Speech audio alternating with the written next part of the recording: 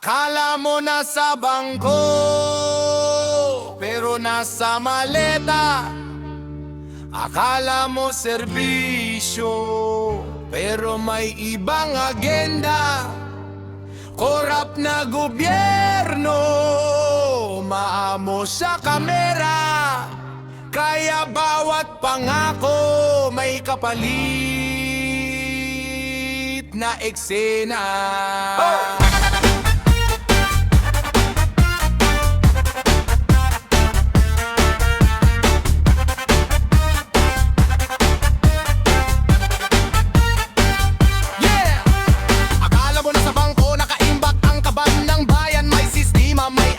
Malinaw na pinanggalingan, pero bakit pag hinahanap mo parang bula ang dokumento, biglang nawawala ang resibo, parang nilamon ng mundo. May records daw, may transparency na sinasabi, de magilinan mo nang malapitan, puro tanong ang binibitiwan ng labi. Saan napunta ang pondo? Bakit kulang ang proyekto? Bakit lagi may naiiwang buta sa bawat desisyong sinetyo? Akala mo accounting lang, simpleng proseso ng pera, pero sa likod ng numero may kamay na masyadong eksperto sa eksena. Tahimik na umikot sa likod ng lipunan. Akala mo nasa bangko, pero nasa balata. Akala mo serbisyo, pero may ibang agenda. Korap na gobyerno, maamo sa kamera.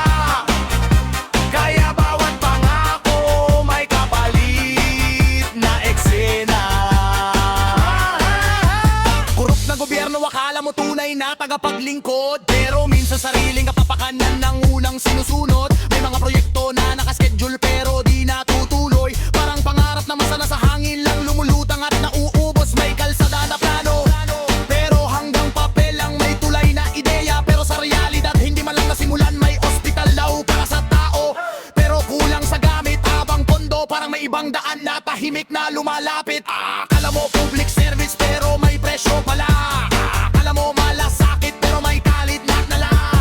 Katapir ba kang tapang ng maninong sumusunod, at bawat desisyon may lihim na hindi mo maabot. Kung ang bangko ay para sa ligtas na pag-iingat, bakit ang maleta ang laging nauignay sa bigat? Kung ang sistema ay para sa patas na galaw, bakit parang ilan lang ang laging umaangat sa ibabaw? Huwag kailangan sumigaw para marinig ang problema. Minsan katahimikan ng masa ang tunay na tema, habang ang korop na gobyerno ay busy sa sariling interes. Ang masa ay lumalaban kahit kulang sa alis. May mga ngiting pang public, pero isip pang private.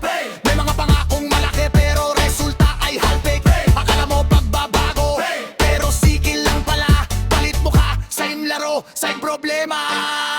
Ang bayan pagod na sa paulit-ulit na kwento ng pangakong maganda, pero kulang sa direksyon nito. Kada eleksyon bagong kulay, bagong pangako, pero pagkatapos ng boto pareho pa rin ang bangko.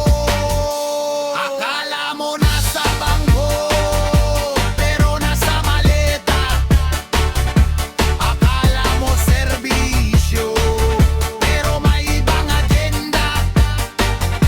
Kurup na gobyerno, maamo sa kamera. Kaya bawat pangako may kapalit na eksena.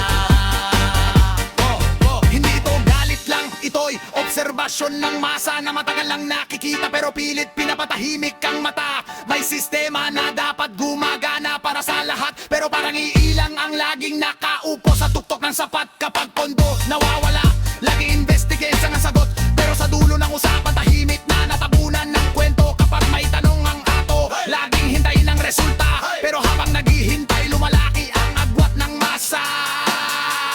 Akala mo bangko ang sagot sa bawat tanong ng bayan, pero maleta ang naging simbolo ng ibang daan.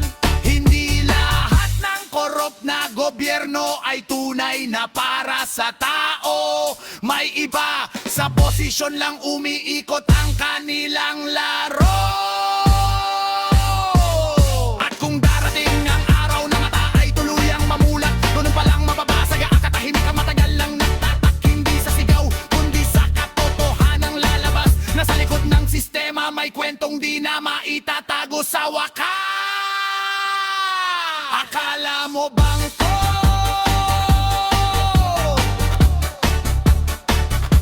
Pero ang totoo, malita ang kwento ng sistema.